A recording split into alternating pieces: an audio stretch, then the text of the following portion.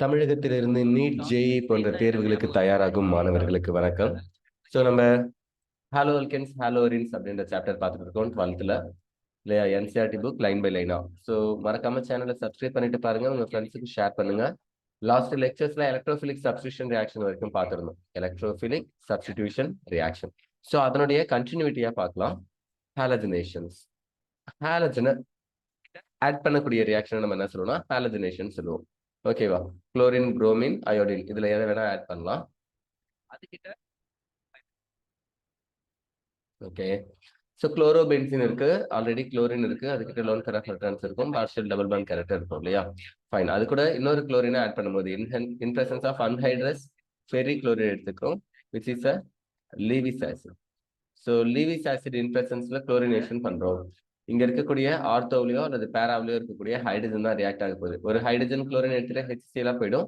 இன்னொரு Cl, H எப்பயுமே H plus இருக்கும் உங்களுக்கு தெரியும். அப்ப Cl மைனஸ் எடுத்துக்கிட்டு HCl ஹைட்ரோகுளோரிக் ஆசிட் போகும்.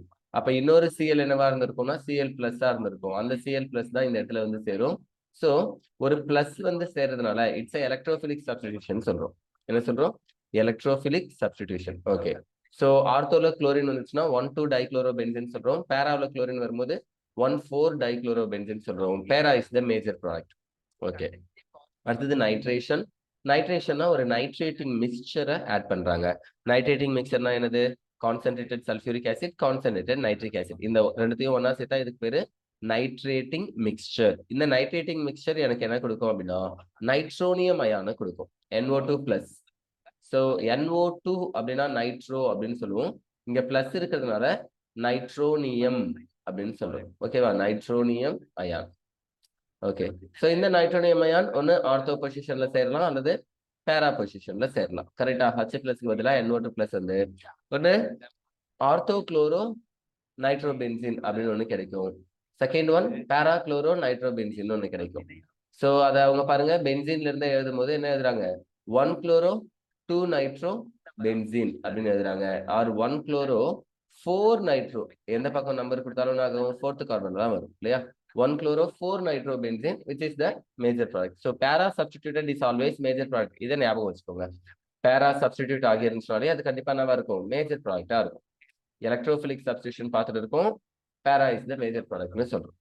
ஓகே. குளோரினேஷன் பண்ணும்போது பேரா குளோரோ அல்லது 1,4-டைக்ளோரோ பென்சின் அப்படின்றது கிடைக்குது. லைக் தட் நைட்ரேஷன் பண்ணும்போது நைட்ரேட்டிங் மிக்சரை ஆட் பண்றேன், 1 குளோரோ 2 நைட்ரோ பென்சின், அதாவது ஆர்த்தோ குளோரோ நைட்ரோ பென்சின் அப்படின்னு ஒன்று கிடைக்குது. Para chloro nitro benzene or 1 chloro 4 nitro benzene அப்படின்னு ஒன்று கிடைக்குது. ஓகேவா? Fine. And then third one sulphonation கொடுத்துருக்காங்க. சல்போனேஷன். ஸோ சல்போனிக் ஆசிட் எப்படி கிடைக்குதுன்னு பாருங்க. HOSO3H. ஸோ H 2 இருக்கா, லெஃப்ட் சைட்ல ஒன்று, ரைட் சைட்ல H2S. இங்க O3 இருக்கு, இங்க ஒரு இருக்கு, SO4 இருக்கு. அப்ப இதுதான் H2SO4. சல்பியூரிக் ஆசிட நான் பிரிச்சு எழுதியிருக்கேன். வழக்கமா நம்ம என்ன எழுதுவோம்? H+ HSO4- அப்படின்னு சொல்லுவோம் இல்லையா? சரி. இப்போ H+ தான் எலக்ட்ரோஃபைல். பட் இங்க சல்போனிக் ஆசிட் ரியாக்ஷன்ல நம்ம ஒலியம்லாம் எடுத்துக்காம சல்பியூரிக் ஆசிடே எடுத்துக்கிறோம், concentrate sulphuric acid. So HSO4- பிரியாம SO3H அப்படின்னு ஒண்ணு பிளஸ்ஸா பிரியுது. OH மைனஸா இருக்கும், hydroxyl group, hydroxy or hydroxyl அப்படின்னு சொல்லுவோம் இல்லையா இந்த குரூப். ரிமைனிங் இருக்கிற HSO3+ இருக்கு இல்லையா, இதுதான் எலக்ட்ரோஃபைல் சல்போனேஷன் அப்படின்னு நம்ம சொல்றோம். சல்போனிக் ஆசிட் ஆட் ஆகுறதுனால சல்போனேஷன். ஸோ குளோரோபென்சின் கூட கான்சன்ட்ரேட் சல்பூரிக் ஆசிட் சேர்த்து ஹீட் பண்றோம். எனக்கு HSO3 அப்படின்றது SO3H அப்படின்றது செகண்ட் பொசிஷன்ல சேருது. ஸோ அப்படி சேர்ந்துச்சுன்னா 2 குளோரோ பென்சின் சல்போனிக் ஆசிட் அப்படின்னு சொல்லலாம். லைக் தட் இங்கேயும் பென்சின் சல்போனிக் ஆசிட் தான், அதுல 4th பொசிஷன்ல குளோரின் இருக்கு பேராவில். So 4 chloro benzene sulphonic acid. அப்ப 2ன்னு இருந்தாலே அது ஆர்த்தோன்னு அர்த்தம், 4ன்னு இருந்தாலே அது பேரான்னு அர்த்தம். பேரா இஸ் த மேஜர் ப்ராடக்ட். எப்பயுமே எலக்ட்ரோபிலிக் சப்ஸ்டியூஷன்ல நம்ம என்ன பண்ணலாம்? கண்ணை முறிட்டு சொல்லலாம், பேரா compound is the major product அப்படின்னு சொல்லிட்டு. சரி, இந்த பென்சின் சல்போனிக் ஆசிட்ல குளோரின் இருக்கனால 2 குளோரோ பென்சின் சல்போனிக் ஆசிட் சொல்றாங்க. ரொம்ப முக்கியமான விஷயம், உங்களுடைய புக்ஸ்ல சில டெக்ஸ்ட் புக்ஸ்ல என்ன இருக்கும் அப்படின்னா சல்போனிக்கு SULPHONIC அப்படின்னு இருக்கும். ஸோ இப்படி எழுதினாலும் சல்போனிக் ஆசிட் தான். SULFONIC இப்படி எழுதினாலும் சல்போனிக் தான். இங்க எழுதிருக்கிறது தெரியும். ஸோ என்சிஆர்டி புக்ல ஒரு மாதிரியும் எஸ்சிஆர்டி நம்மளுடைய ஸ்டேட் கவுன்சில் புக்ல வேற மாதிரியும் இருக்கு. So no need to worry about the spellings. ஓகேவா? Fine. Fourth one Friedel Craft reaction. So Friedel கிராஃப்டை பொறுத்த வரைக்கும் 2 ரியாக்ஷன் இருக்கு. ஒன்று அல்கைலேஷன், அல்கைல் மெத்தில் எத்தில் இந்த மாதிரி ஏதாவது ஒரு அல்கைல ஆட் பண்றதுனால அல்கைலேஷன் அப்படின்னு சொல்லுவோம். செகண்ட் ஒன் என்னது அசைலேஷன் அப்படின்னு சொல்றோம். அசைல் காம்பவுண்ட ஆட் பண்ணும், லைக் அசிடைல் காம்பவுண்ட் CH3CO. சரியா? ஸோ இங்க பாத்தீங்கன்னா அசிடைல் குளோரைட் தான் இருக்கு. சரி, ஃபர்ஸ்ட் ஒன் பாருங்க, அல்கைலேஷன் கொடுத்துருக்காங்க. மெத்தில் குளோரைடு எடுத்துக்கிட்டு ட்ரீட் பண்றேன். இங்க இருக்கக்கூடிய H பிளஸ் இந்த Cl எடுத்துட்டு HCl போயிடும். அப்ப இந்த மெத்தில் வந்து அந்த இடத்துல சேர்ந்துச்சுனா Cl மைனஸா இருக்கும், அப்ப மெத்தில் பிளஸ்ஸா தான் இருக்கும். ஸோ எலக்ட்ரோஃபைல் தான் வருது இல்லையா? இதுவும் எலக்ட்ரோஃபைல் சப்ஸ்டியூஷன் தான். H பிளஸ் பதிலா மெத்தில் பிளஸ் வருது. அப்ப இதுக்கு பேர் என்ன சொல்றாங்கன்னு பாருங்க, 1-குளோரோ 2-மெத்தில் பென்சீன் அப்படின்னு பேரண்ட் நேம்ல சொல்றாங்க. 1-குளோரோ 1ல குளோரின் இருக்கக்கூடிய 2ல மெத்தில் இருக்கக்கூடிய 1-குளோரோ 2-மெத்தில் பென்சீன் அப்படின்னு சொல்றாங்க. பட் இதை நம்ம வேற எப்படி சொல்லலாம் அப்படின்னா C6H5CH3 ஒரு பென்சீன் கூட மெத்தில் இருந்துச்சுனாலே இதுக்கு நம்ம என்ன நேம் சொல்லுவோம்? காமன் நேம் டொலியின் அப்படின்னு சொல்லுவோம். என்ன சொல்லுவோம்? டொலியின் அப்படின்னு சொல்லுவோம். இந்த டொலியின் தான் இங்கேயும் இருக்கு. அதுல ஆர்த்தோ பொசிஷன்ல குளோரின் இருக்கு. கரெக்டா? அப்ப ஆர்த்தோ குளோரோ டொலின்னு சொல்லலாம். என்ன சொல்லலாம்? Ortho chloro toluene. Okay, fine. So அடுத்தது இங்க என்ன இருக்கு அப்படின்னா பேராக்ளோரோ டொலியின் இருக்கு. ஓகேவா? இது ஆர்த்தோ குளோரோ டொலின்னா கண்டிப்பா நம்ம இதை என்ன சொல்லலாம்? பேராக்ளோரோ டொலின்னு சொல்லலாம். 1-குளோரோ 4-மெத்தில் பென்சீன். பாருங்க, இப்பவும் ஆர்த்தோ மைனர்னு கொடுத்துருக்காங்க, பேரா தான் என்னன்னு கொடுத்துருக்காங்க, மேஜர்னு கொடுத்துருக்காங்க. ஸோ மேஜர் ப்ராடக்ட் உங்களுக்கு எப்பயுமே பேராவில் தான் இருக்கும். மேஜர் ப்ராடக்ட் எப்பயுமே உங்களுக்கு எதுல கிடைக்கும்? பேராவில் கிடைக்கும். அடுத்தது அசைலேஷன். ஸோ இங்க என்ன எடுத்திருக்காங்கன்னா CH3COCl which is called as acetyl chloride.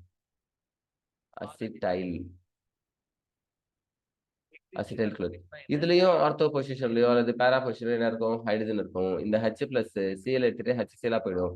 இங்க Cl மைனஸ் இருக்கும். அப்ப இந்த CO என்னவா இருக்குன்னா கார்போனைல். ஞாபகம் வச்சுக்கோங்க, CO பேர் என்னது? கார்பன் மோனாக்சைடு இல்லப்பா, கார்போனைல் அப்படின்னு சொல்லணும். ஓகேவா? இந்த கார்போனைல் கேட்டையான் தான் எப்பயுமே இருக்கும், ஆனையான் ஃபார்ம் ஆகாது. கார்போனைல் CO பிளஸ்ல CO மைனஸ்னு ஒன்று ஃபார்ம் ஆகாது, CO பிளஸ் தான் ஃபார்ம் ஆகும். கார்போனைல் கேட்டையான்னு சொல்லணும்.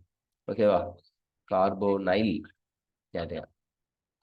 ஓகே, ஸோ அதுதான் இங்கே இருக்கு அசிடைல் காம்பவுண்ட்ல. அப்ப இது H பிளஸ் இந்த Cl எடுத்துட்டு HCl போயிடும். அப்ப இந்த CO போய் இது கூட சேரும், அது கூட ஒரு CH3 இருக்கு. இங்க C இருக்கிறதா அர்த்தம். சரி, அப்போ இது என்ன சொல்லாங்க? அசிட்டோஃபீனோன் அப்படின்னு சொல்லலாமா? அதுல செகண்ட் கார்பன் ஆர்த்தோ பொசிஷன் இருக்குன்னா குளோரின் இருக்கு. ஸோ 2-குளோரோ அசிட்டோஃபீனோன் அப்படின்னு சொல்றோம். 2-குளோரோ அசிட்டோஃபீனோன் which is the minor product because of ortho substituted. இங்க பாருங்க, 4-குளோரோ அசிட்டோஃபீனோன் அப்படின்னு எழுதிருக்காங்க. It's a para substituted product as major one. So alkylation, அசைலேஷன் எல்லாத்துலயுமே நம்மளுக்கு பேரா தான் மேஜர் ப்ராடக்ட், ஞாபகம் வச்சுக்கோங்க. ஓகே, சோ இப்போ உங்களுக்கு எல்லாத்துலயுமே புரிஞ்சிருக்கும். இந்த 5 ரியாக்ஷனுமே நம்ம பாக்குறது 4 ரியாக்ஷன் பார்த்திருக்கோம். சரி, இது எல்லாமே என்னன்னா எலக்ட்ரோஃபிலிக் சப்ஸ்டிடியூஷன். ஒரு பிளஸ்க்கு பதிலா, அதுவும் பென்சீன்ல இருக்கக்கூடிய H பிளஸ்க்கு பதிலா ஏதோ ஒரு பிளஸ் NO2 பிளஸோ சி நைட்ரேஷன் சொல்லுவேன், SO3H பிளஸ்ன்னு சொல்லுவேன் சல்போனிக் ஆசிட், Cl பிளஸ்ன்னு சொல்லுவேன் குளோரினேஷன். அதே மாதிரி CH3 பிளஸ்னா மெத்திலேஷன், CH3CO பிளஸ்னா அசிடைலேஷன் அப்படின்னு சொல்லலாம். அசைலேஷன் காமனா சொல்லலாம். ஏன்னா இதுக்கு பேர் அசிடைல் குளோரைடு தானே சொல்றேன். CH3COCl acetyl chloride. அப்ப அசிடைல ஆட் பண்றதுனால அசிடைலேஷன் அப்படின்னு சொல்லலாம். அசைலேஷன்ன்றது காமன் நேம், பட் இதுக்கு எக்ஸாக்ட்டா என்ன சொல்லலாம்? அசிடைலேஷன் அப்படின்னு சொல்லலாம். புரியுதா? அல்கைலேஷன் வேற, மெத்தில் எத்தில் இந்த மாதிரி அல்கைல மட்டும் ஆட் பண்ணா அல்கைலேஷன். CH3CO CH3CH2CO இந்த மாதிரி அசைல் காம்பவுண்ட ஆட் பண்ணா அசிடைலேஷன் சொல்லுவோம். ஓகேவா? ஃபைன். அப்ப அசைலேஷனாலும் அசிடைலேஷனாலும் ஒண்ணு. ஃப்ரிடல் கிராஃப்ட் ரியாக்ஷனை பொறுத்த வரைக்கும் நான் என்னதான் பண்ணணும்னா லீவிஸ் ஆசிடை எடுத்துக்கணும். லீவிஸ் ஆசிட் இல்லாம ஃப்ரிடல் கிராஃப்ட் ரியாக்ஷன் நடக்காது. என்ன சொன்னேன்? லீவிஸ் ஆசிட் இல்லாம ஃப்ரிடல் கிராஃப்ட் ரியாக்ஷன் நடக்காது. இப்போ இங்க குளோரின் ஒரு மைல்டு டிஆக்டிவேட்டிங் குரூப், அதனால அந்த அளவுக்கு பிரச்சனை இல்லை, எலக்ட்ரோஃபிலிக் சப்ஸ்டிடியூஷன் நடக்குது. பட் இதே இடத்துல ஒரு நைட்ரோ காம்பவுண்ட் அனிலினோ ஃபார்ம் ஆயிருந்துச்சுன்னு வச்சுக்கோங்களேன், அப்ப அங்க அனிலின்ல ஃப்ரிடல் கிராஃப்ட் ரியாக்ஷன் நடக்குமானா நடக்காது. இதுக்கான ரீசன் என்னன்றதை கமெண்ட்ல யாராவது சொல்லுங்க. நான் உங்களுக்கு ஆர்கானிக் நைட்ரஜன் காம்பவுண்ட் நடத்தும் போதும் கண்டிப்பா சொல்லுவேன். இப்பவும் லைட்டா சொல்றேன், உங்களால புரிஞ்சுக்க முடியுதா பாருங்க. ஒரு பென்சீன், அது கூட NH2 இருக்கு. இதுக்கு பேரு அனிலின். நைட்ரஜன் கிட்ட எப்பவுமே ஒரு loan pair of electrons readily அவைலபிளா இருக்கும். இப்போ இது கூட நம்ம என்ன சேர்க்கிறோம்? அலுமினியம் குளோரைட சேர்க்கிறோம் இல்லையா? ஏன்னா it's a Lewis acid. AlCl3 or BCl3, BCl4 இந்த மாதிரி ஏதோ ஒண்ணு சேர்க்கிறோம். அப்ப இங்க இருக்கக்கூடிய ஒரு குளோரைட் அயான் இங்க வந்து என்ன ஆகும்? NH2 கூட சேரும்.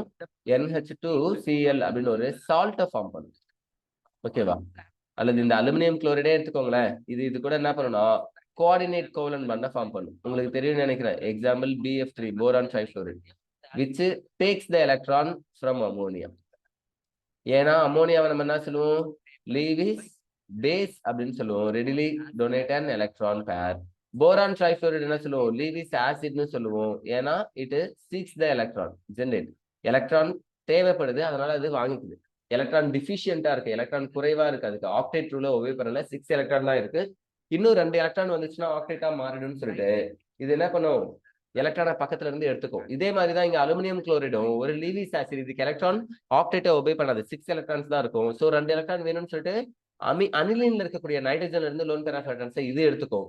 அப்படி எடுத்துக்கிச்சுன்னா இது N+ மாறிடும், டீஆக்டிவேட்டிங் குரூப்பா மாறிடும். இப்போ லோன் பேர் ஆஃப் எலக்ட்ரான்ஸ் பென்சின்குள்ளார வந்துச்சுன்னா ரெசனன்ஸ் இருக்கும் இல்லையா? ரெசனன்ஸ் ஆர்த்தோல பேரெல்லாம் எலக்ட்ரான் டென்சிட்டி அதிகமாகும்.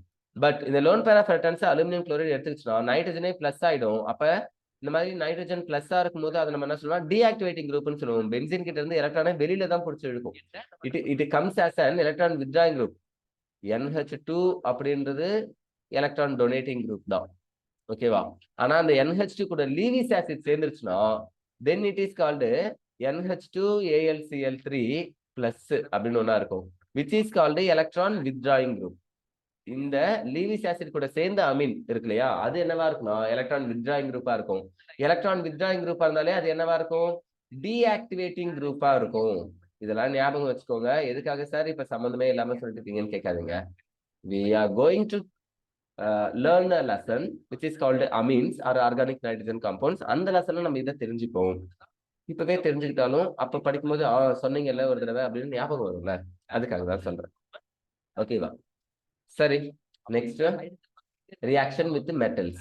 ஸோ மெட்டல்ஸ் கூட எப்படி ரியாக்ஷன் ஆகுதுன்னு பாக்குறோம். Reaction with metals. Woods Fittig reaction கொடுத்துருக்காங்க. ஃபர்ஸ்ட் நம்ம உட்ஸ் ரியாக்ஷன் தான் என்னன்னு ஏற்கனவே சொல்லியிருப்போம், இருந்தாலும் சொல்றேன். Alkyl allied treated with sodium metal. இந்த 2 சோடியம் 2 ஹாலஜன் எடுத்துட்டு என்னவா போகுதுன்னா NaX போகுது. 2NaX சோடியம் ஹாலைடா போகுது. இந்த அல்கைலும் இந்த அல்கைலும் ஒன்னா சேர்ந்துச்சுன்னா RR அல்கேன் அப்படின்னு ஃபார்ம் ஆகுது. எக்ஸாம்பிள் இங்க ஒரு மெத்தில் குளோரைடு, இங்க ஒரு மெத்தில் குளோரைடு இருந்ததுன்னா எனக்கு ஈத்தேன் ஃபார்ம் ஆயிருக்கு. ஓகேவா? இங்க ஒரு எத்தில் குளோரைடும் இங்க ஒரு மெத்தில் குளோரைடும் இருந்துச்சுன்னா குளோரின் 2 எடுத்துட்டு போயிடும், எனக்கு புரோபேன் கிடைச்சிருக்கும். ஏன்னு தெரியுதா? ஏன்னா எத்தில்ல 2 கார்பன் இருக்கும், மெத்தில்ல ஒரு கார்பன் இருக்கும். அப்ப 3 கார்பன் இருக்கிற அல்கேனுக்கு பேர் என்னது? புரோபேன். சோ என்னால ஆட் நம்பர்லயோ ஈவன் நம்பர்லயோ அல்கேன்ஸை ப்ரிப்பேர் பண்ண முடியும். ஹவு? ஜஸ்ட் அல்கைல் ஹாலைடை எடுத்துட்டு சோடியம் மெட்டல் கூட ட்ரீட் பண்ணா போதும், எனக்கு அல்கேன்ஸ் ஃபார்ம் ஆகும். ஓகேவா? இந்த ரியாக்ஷனுக்கு பேர் என்ன அப்படின்னா உட்ஸ் ரியாக்ஷன். இந்த ரியாக்ஷனுக்கு பேரு அல்கைல் ஹாலைடு எடுத்துக்கிட்டு சோடியம் மெட்டல் கூட சேர்த்து அல்கைனை ஃபார்ம் பண்ணக்கூடிய ரியாக்ஷனுக்கு பேரு உட்ஸ் ரியாக்ஷன் அப்படின்னு சொல்லணும். ஓகே, இப்போ ஃபிட்டிக் ரியாக்ஷன் அப்படின்னா என்னன்னு தனியா பாருங்க. அரோமேட்டிக் காம்பவுண்ட்ஸ்ல இருந்து பைஃபினைல் காம்பவுண்டை உருவாக்குறது கீழே எழுதிருக்காங்க பாருங்க. ஃபிட்டிக் ரியாக்ஷன் எழுதிருக்காங்க. ஃபிட்டிக் ரியாக்ஷன் என்னதுன்னு சொல்றேன். Aryl halides also give analogous compounds when treated with sodium in dry ether. So sodium in presence of dry etherல இந்த அரைல் ஹாலைட் எடுக்கும்போது 2 டைம்ஸ் எடுத்துக்காங்க.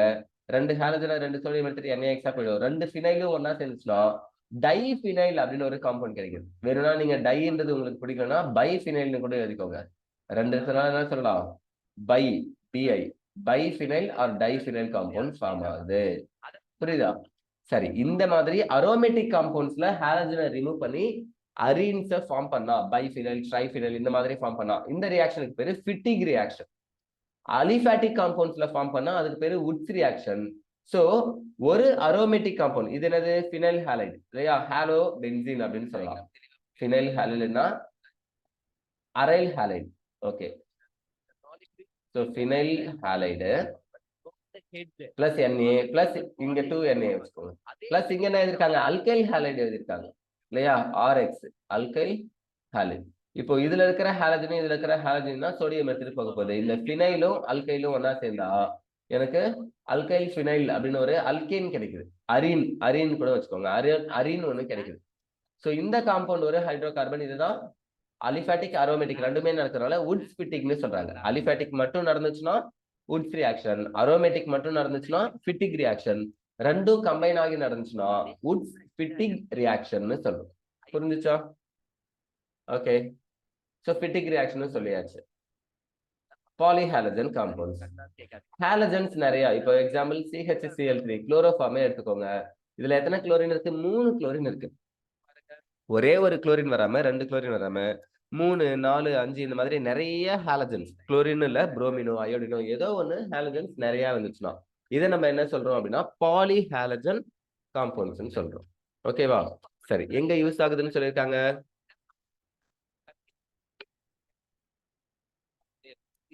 உங்களுக்கு தெரியலையா? தேர்ட் லைனே இருக்குல்ல. ஓகே, படிக்கிறேன் பாருங்க. இண்டஸ்ட்ரி அண்ட் அக்ரிகல்ச்சர் ரொம்ப முக்கியமானது இது ரெண்டுமே. சரி, carbon compounds containing more than one halogen atom are usually referred to as polyhalogen compounds. ஒரு ஹாலஜனுக்கு மேல இருக்கக்கூடிய எல்லா காம்பவுண்ட்ஸுமே ஆர்கானிக் காம்பவுண்ட். நம்ம என்ன சொல்றோம்னா பாலிஹாலஜன் காம்பவுண்ட்ஸ் சொல்றோம். Many of these compounds are useful in industry and agriculture. So இண்டஸ்ட்ரீஸ்லயும் அக்ரிகல்ச்சர்லயும் இந்த மாதிரி ஹாலஜன் காம்பவுண்ட்ஸ் நிறைய யூஸ் ஆகுது. இண்டஸ்ட்ரீஸ்ல என்னவா யூஸ் ஆகுதுன்றது தெரியணும். சால்வெண்டா CCl4 பாத்தீங்கன்னா carbon tetrachloride, very good solvent. ஓகேவா? Very good. இது என்ன சால்வெண்ட் பாத்தீங்கன்னா ஏ புரோட்டிக் சால்வெண்ட். இதுல பிளஸ்ஸே இல்ல, அதாவது H+ இல்ல இல்லையா? எப்பெல்லாம் ஒரு சால்வெண்ட் H+ கொடுக்குதோ அதுக்கெல்லாம் பேரு புரோட்டிக் சால்வெண்ட். ஒரு சால்வெண்ட் இருக்கு, எக்ஸாம்பிள் அசிட்டிக் ஆசிட் எடுத்துக்கோங்க, அசிட்டோன் எடுத்துக்கோங்க, அதெல்லாம் ஆல்பா ஹைட்ரஜன் இருக்கும். Hydrochloric acid, nitric acid, sulphuric acid எல்லாத்துலயுமே H+ இருக்கும் இல்லையா? H+ யாரெல்லாம் தராங்களோ அவங்களுக்கு எல்லாம் பேரு புரோட்டிக் சால்வெண்ட். எந்த ஒரு சால்வெண்ட்ல H+ இல்லையோ ஆனா கரைக்குதோ, டிசால்வ் ஆகணும் ஆனா அது H+ கொடுக்க கூடாது, then it is called A protic solvent அப்படின்னு சொல்லணும். ஏ புரோட்டிக், புரோட்டான் இல்லாத solvent, A protic solvent. So CCl4 is a A protic solvent. ஓகேவா? ஃபைன். அதே மாதிரி இது என்ன சால்வெண்ட்னா நான் போலார் சால்வெண்ட்டும் கூட. என்ன சால்வெண்ட்? நான் போலார். ஏன்னா இது பிளஸ் மைனஸா பிரிய போறதே இல்லை. சரி, போலார் புரோட்டிக் சால்வெண்ட், போலார் ஏ புரோட்டிக் சால்வெண்ட், நான் போலார் புரோட்டிக் சால்வெண்ட், நான் போலார் ஏ புரோட்டிக் சால்வெண்ட்னு இருக்கானா? நான் போலார்ல ஏ புரோட்டிக் இருக்கு, நான் போலார்ல புரோட்டிக்னு இல்ல. ஓகேவா? ஏன்னா புரோட்டிக்னாலே H+ கொடுத்துருவோம்ல. அப்ப நான் போலார்னா பிளஸ் மைனஸா பிரியாது, அதனால நான் போலார் புரோட்டிக்னு எதுவும் இல்லை. ஓகேவா?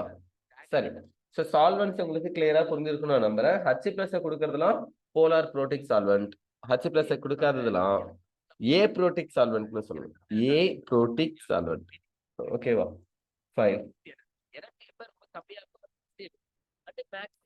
இண்டஸ்ட்ரியில போலார் சால்வெண்ட், அதாவது ஏ புரோட்டிக் சால்வெண்டா யூஸ் ஆகுதுன்னு சொல்றாங்க. அக்ரிகல்ச்சர்ல என்னவா யூஸ் ஆகுனா ஜெர்மிசைட், பெஸ்டிசைட், குளோரினை வச்சு நிறைய ஜெர்ம்ஸை கொல்லலாம். பாக்டீரியா, மைக்ரோ ஆர்கானிசம்ஸ் இந்த மாதிரி நிறைய உயிரினங்களை கொல்லலாம். Some polyhalogen compounds are described in the section. டைக்ளோரோமீத்தேன், அதாவது பாருங்க CH2 இருந்தா உங்களுக்கு தெரியும், CH3 இருந்தா இதுக்கு பேர் என்னது? மெத்தில். CH4 இருந்தா மீத்தேனு, மீத்தேன். CH3 இருந்துச்சுன்னா மெத்தில். CH2 இருந்துச்சுன்னா then it is called methylene அப்படின்னு சொல்லணும். மெத்தில். CH3னா மெத்திலா, அதே மெத்தில் தான் இங்க இருக்கு. ஆனா CH2 ஒரு ஹைட்ரஜன் அதுல கம்மியா இருக்கா ஈன்னு சொல்றோம், மெத்திலீன் அப்படின்னு சொல்றோம். இன்கேஸ் CH மட்டும் இருந்துச்சுன்னா அப்ப நம்ம இதெல்லாம் சொல்லணும்னா மெத்திலைன் அப்படின்னு சொல்லணும். ஓகேவா? CH2 இருந்தா மெத்திலின், CH மட்டும் இருந்துச்சுன்னா மெத்திலைன். பட் இதெல்லாம் உங்களுக்கு அதிகமா வராது இப்போதைக்கு, பட் மெத்திலின் நம்மளுக்கு வந்திருக்கு பாருங்க. மெத்திலின் குளோரைடு CH2Cl2 அப்படின்னா methylene chloride. Okay, or dichloromethane. Okay, dichloromethane is widely used as a solvent, as a paint remover. So paint எல்லாம் ரிமூவ் பண்றதுக்கு ஒரு சால்வெண்டா யூஸ் பண்றோம்னு சொல்றாங்க. as a propellant in aerosols. ஏரோசால்ஸ்ல நம்மளுக்கு ஒரு ப்ரொப்பலண்டா உந்தி தள்ளுறதுக்கு ஹெல்ப் பண்ணுது. ராக்கெட் ப்ரொப்பலண்ட்னு சொல்லுவாங்க இல்லையா? ஒரு பொருளை வேகமா உந்தி தள்ளுறதுக்கு ஆப்போசிட் டைரக்ஷன்ல இருக்கக்கூடியது ஃபோர்ஸ், நம்ம த்ரஸ்ட் உருவாக்கக்கூடிய ஃபோர்ஸ் நம்ம என்ன சொல்லணும்னா ப்ரொப்பலண்ட்னு சொல்லுவோம். And as a process solvent in the manufacture of drugs, நிறைய மருந்துகளை தயாரிக்கிறதுக்கும் சால்வெண்டா நம்ம டைக்ளோரோமீத்தேனை யூஸ் பண்றோம்னு சொன்னாங்க. It is also used as a metal cleaning and finishing solvent. So ஒரு மெட்டலுடைய கிளீனிங்காகவும் ஃபினிஷிங்காகவும் நம்ம இந்த சால்வெண்ட்டை யூஸ் பண்ணலாம் அப்படின்னு சொல்றாங்க. ஃபினிஷிங்னா ஷைனிங்கா இருக்கணும், சர்ஃபேஸ் ரொம்ப ஸ்மூத்தா இருக்கணும்ல, அதுதான் ஃபினிஷிங்னு சொல்லுவோம். அந்த மாதிரி ஃபினிஷிங்கா இருக்கிறதுக்கும் கிளீனிங்கா இருக்கிறதுக்கும் நம்ம இந்த சால்வெண்ட்ஸ் டைக்ளோரோமீத்தேன் ஆர் மெத்திலின் குளோரைடை யூஸ் பண்றோம்.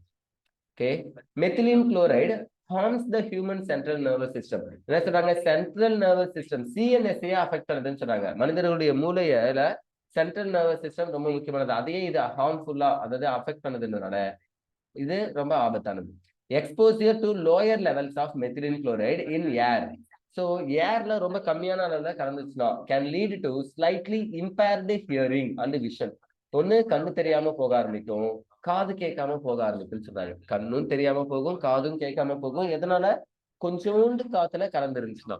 ஓகேவா, ஸ்லைட்லி ஃபைன் ஏர்ல கலந்துருந்துச்சுன்னா. Higher levels of methylene chloride in air causes dizziness, nausea, tingling and numbness in the fingers and toes. So numbness வரைக்கும், விரல்கள் மூட்டு வலிகள்ல ஏற்படக்கூடிய நம்னஸ் வரைக்கும் எல்லாத்தையுமே இது ஏற்படுத்துது. டிசினஸ், நாசியாலாம் உங்களுக்கு தெரியும் இல்லையா.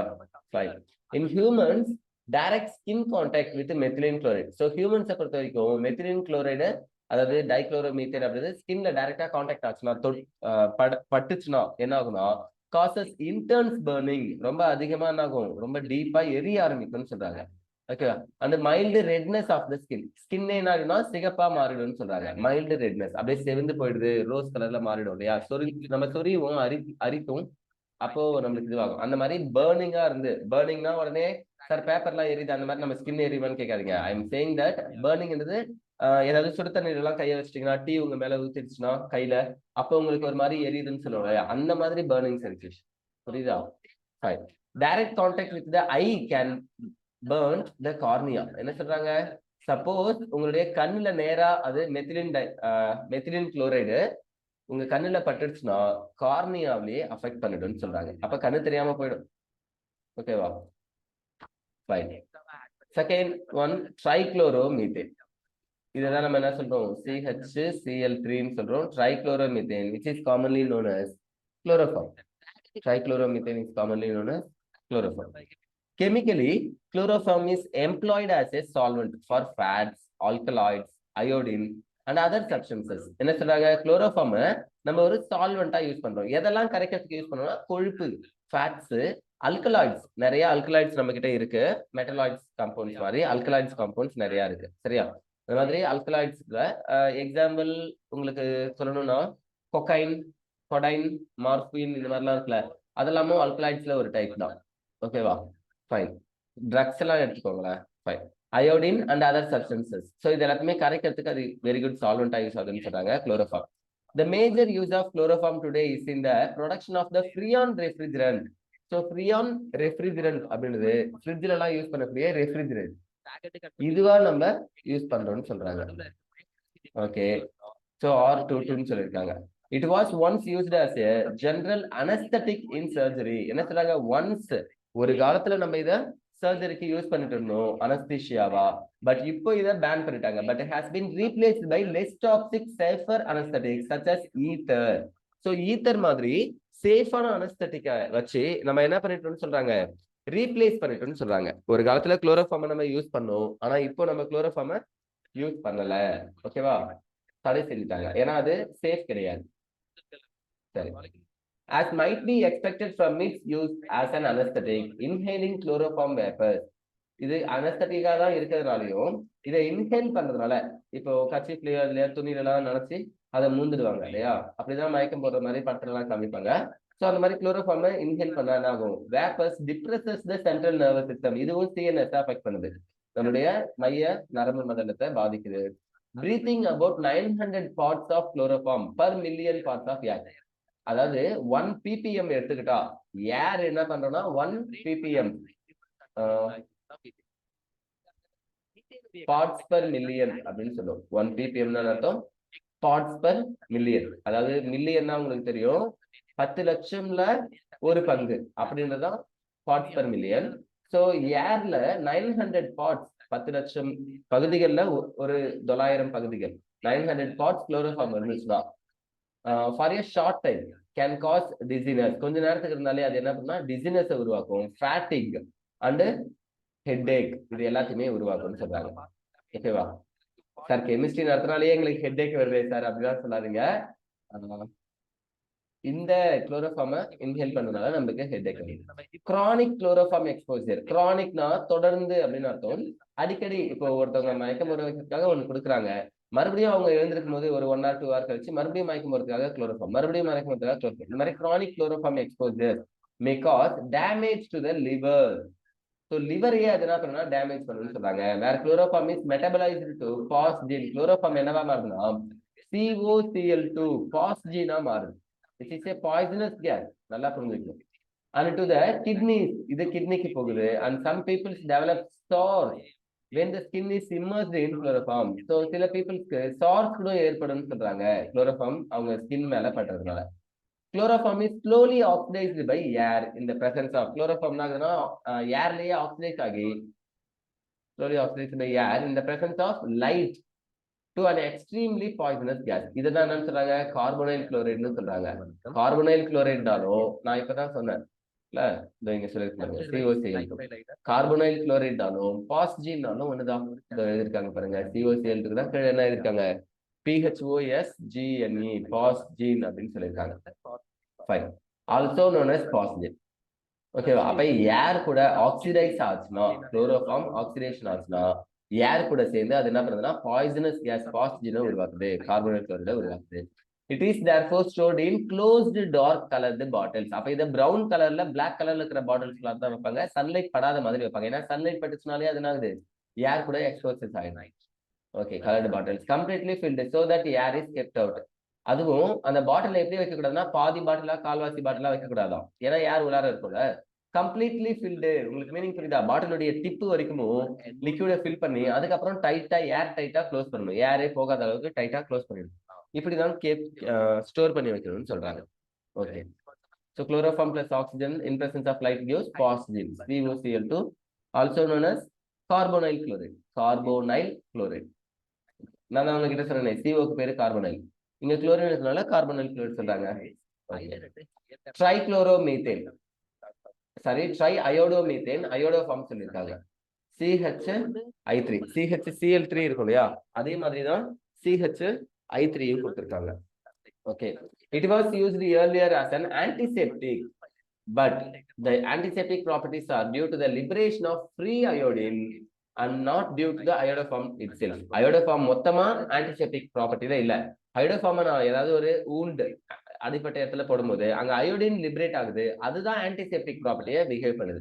ஸோ டிஞ்சர் எல்லாம் இருக்கிற மாதிரி. ஓகேவா? ஆன்டிசெப்டிக்கா நம்ம அயோடோஃபார்மை யூஸ் பண்ணலாம்னு சொல்றாங்க.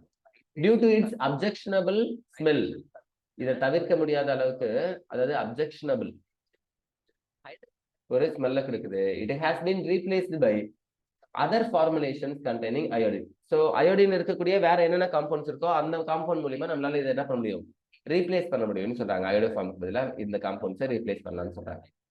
Okay, then tetrachloromethane which is called CCl4, a very good solvent சொன்னேன், ஏப்ரோட்டிக் சால்வெண்ட் இல்லையா?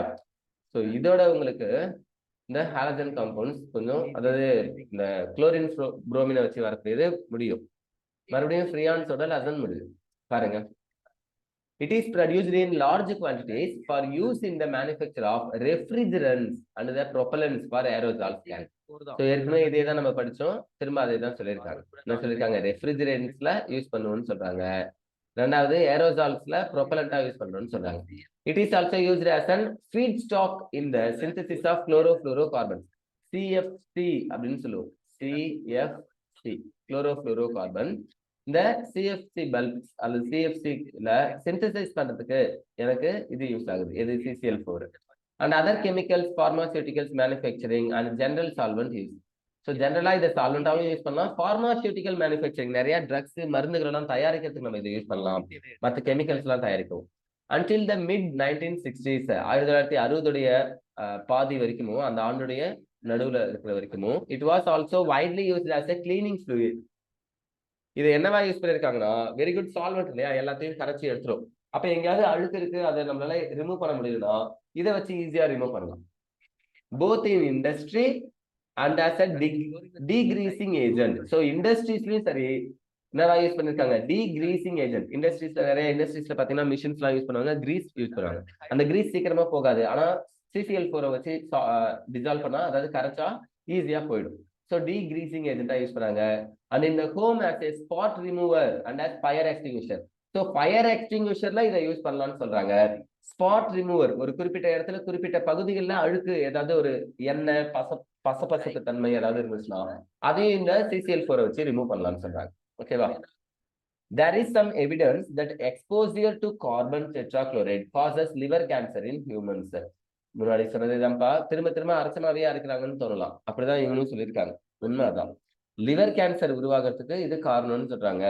The most common effect are dizziness, light-headedness, nausea, vomiting. So இதெல்லாம் ஏற்படுன்னு சொல்றாங்க. உடனே வந்துடக்கூடாது, சார் தலை சுத்துது, மயக்கம் வருது, வாந்தி வருது, இதெல்லாம் வேற ஒரு சிம்டம் ஆசே அப்படின்னு சொல்லாதீங்க. குளோரின் இருந்தாலும் இதே சிம்டம் தான் இருக்கு. which can cause permanent damage to nerve cells. So இந்த மாதிரி டிசினஸ், ஹெட்டட்னஸ் இதெல்லாம் சாதாரண விஷயமா உங்களுக்கு தெரியலாம். ஜுரம் வந்தா, ஏதாவது மயக்கம் வந்துச்சுன்னா, சளி பிடிச்சிச்சுன்னா நம்மளுக்கு இந்த மாதிரி வாமிட்டிங் சென்சேஷன் இருக்கும், ஏதாவது உடம்புக்கு ஒத்துக்கலன்னா இப்படி இருக்குமே அப்படின்னு. ஆனா இதெல்லாம் ஒரு கட்டத்துல என்ன ஆகுனா பெர்மனன்ட் நர்வ் செல்ஸை டேமேஜ் பண்ணுதுன்னு சொல்றாங்க. பெர்மனண்டாவே நர்வ் செல்ஸை, ஓகேவா, நரம்பு செல்களை என்ன பண்ணுது, டேமேஜ் பண்ணுது. In severe cases, these effects can lead to rapidly to stupor, coma, unconsciousness or even இந்த இடத்துல என்ன சொல்லிருக்காங்க பாருங்க, டெத்னு சொல்லியிருக்காங்க. ஸோ CCl4 எவ்வளவு ஆபத்தானதுன்னு இருக்கு இந்த வேர்டு உங்களுக்கு நல்லா தெரியும். கோமா, அன்கான்சியஸ்னஸ் இதெல்லாமும் நீங்க நிறைய படிச்சிருக்கலாம். இல்ல கோமாளி படத்துலயோ இல்ல நிறைய இடத்துல நீங்க பார்த்துருப்பீங்க. கோமானா எவ்வளவு வருஷம், எத்தனை வருஷம்னா அவங்க ஆக்டிவ் இல்லாம இருப்பாங்க அப்படின்னது. இவருடைய கமல்ஹாசனுடைய படம் கூட ஒண்ணு இருக்கும் இல்லையா, கோமால இருக்கக்கூடிய ஒரு சப்ஜெக்ட, ஐ மீன் பர்சனை, சப்ஜெக்ட் இது இத்தனை வருஷமா இப்படிதான் இருக்கு, இதெல்லாம் பேச முடியாது இப்படிலாம் சொல்லிட்டு இருப்பாரு. சப்ஜெக்ட் பேர் என்னன்னு கேட்பாரு சாரு. சரி, சோ கோமா, அன்கான்சியஸ்னஸ், ஸ்டியூப்பர் இது எல்லாமே ஓரளவுக்கு பரவாயில்ல. ஆனா டெத் எவ்வளவு ஆபத்தானது. சோ நீங்க சால்வன்ஸ் கூட விளையாடாதீங்க. கெமிக்கல் லேப்ல போய் ஃப்ரெண்டு சும்மா சொன்னா, சார் நான் இதை மூந்து பார்த்தேன், இதை நக்கி பார்த்தேன், என்ன டேஸ்ட் வருதுன்னு சொல்லிட்டு லைட்டா கண்ணுல விட்டு பாருங்க சார், வாயில கொப்பிளிச்சு பார்க்கலான்னு இப்படிலாம் சொல்லிட்டு இருக்காரு. விளையாட்டுக்கு கூட எந்த ஒரு கெமிக்கலும் என்ன பண்ணாதீங்க, விளையாட்டுக்கு கூட தொடாதீங்க. சரியா? ஃபைன். ஸ்பேச்சுலா வச்சோ, கிளாஸ் ராட் வச்சோ, ஃபோர்சிப்ஸ் வச்சோ யூஸ் பண்ணுங்க. கிளவுஸ் போட்டுட்டு யூஸ் பண்ணுங்க. லேப்ல எந்த ஒரு லேப் அசிஸ்டன்ட்டோ அல்லது கெமிஸ்ட்ரி டீச்சரோ இல்லாம நீங்களாவே எதையும் செய்யாதீங்க. ஓகேவா? ஆபத்து ரொம்ப அதிகமானது. லைஃப் ஃபுல்லாவே கஷ்டப்படுவீங்க. DNA வரைக்கும் பாதிக்கிற கெமிக்கல்ஸ் எல்லாம் நிறைய இருக்கு நம்மளுக்கு. இல்ல அடுத்த தலைமுறையே வராத அளவுக்கு எல்லாம் கெமிக்கல்ஸ் இருக்கு. உங்களுக்கு அடுத்தது உங்க ஜெனரேஷனே இருக்காது. சரி, கெமிக்கல்ஸ் கிட்ட கேர்ஃபுல்லா இருங்க. வாங்க பார்க்கலாம். Exposures to CCl4 can make the heart beat irregularly or stop. என்ன சொல்றாங்க, CCl4 காத்துல கலந்துச்சுன்னா அதை சுவாசிக்கிறதுனால நம்மளுக்கு என்ன ஆகுதுன்னா ஹார்ட் பீட்டே இர்ரெகுலர் ஆகுது. அது ஒரு ரிதம்ல துடிக்கும் இல்லையா, லப்டப் அப்படின்னு துடிக்கும்னு சொல்லுவாங்க. சரி, ஒரு நிமிஷத்துக்கு எத்தனை தடவை துடிக்கணும், 72 தடவை, 64 தடவை, இப்படி ஏதோ ஒரு வேல்யூ இருக்குன்னு வச்சுக்கோங்களேன். அந்த வேல்யூவே என்ன ஆகுது, மாறுது, இர்ரெகுலரா துடிக்குதுன்னு சொல்றாங்க. ஆர் ஸ்டாப், இந்த வேர்டுக்கு உங்களுக்கு மீனிங் தெரியும் நினைக்கிறேன்.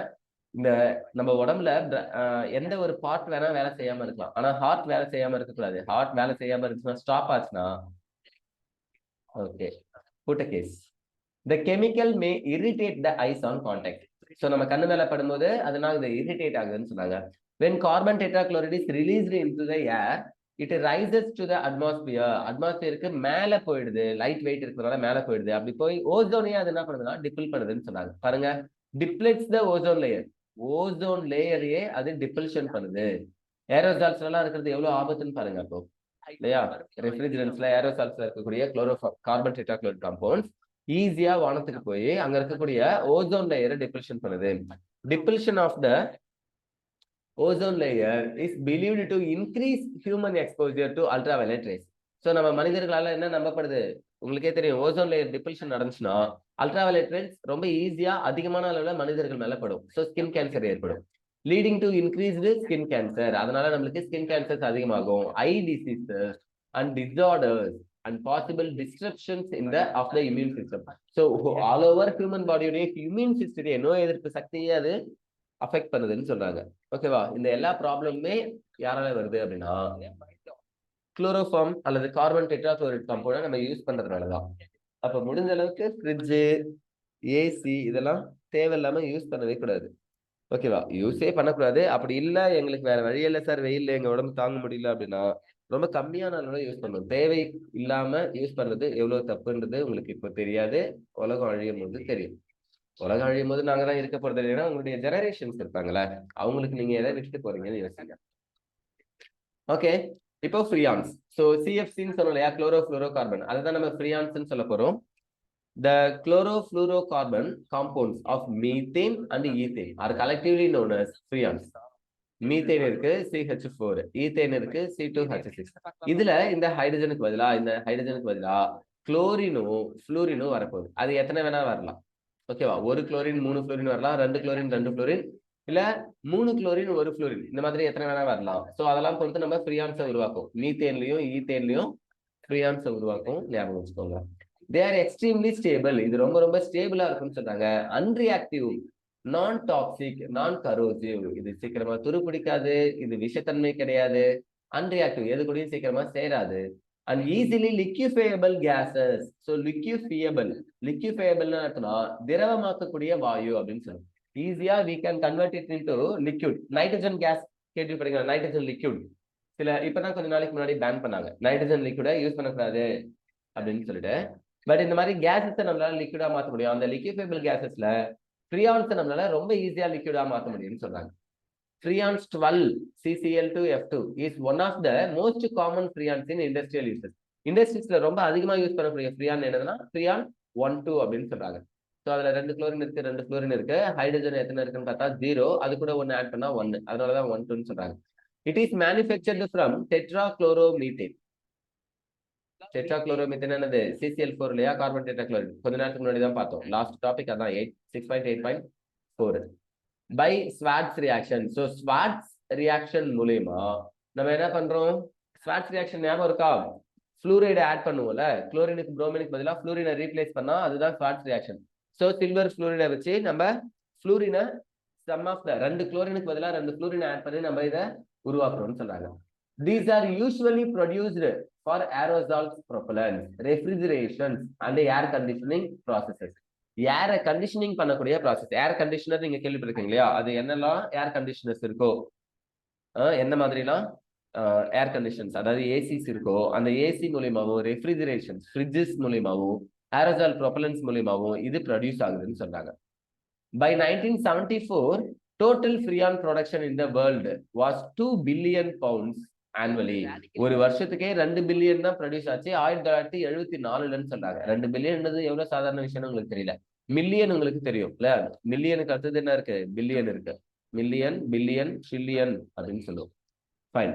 Most freon, even that used in the refrigeration, eventually makes its way into the atmosphere, where it diffuses unchanged into the stratosphere.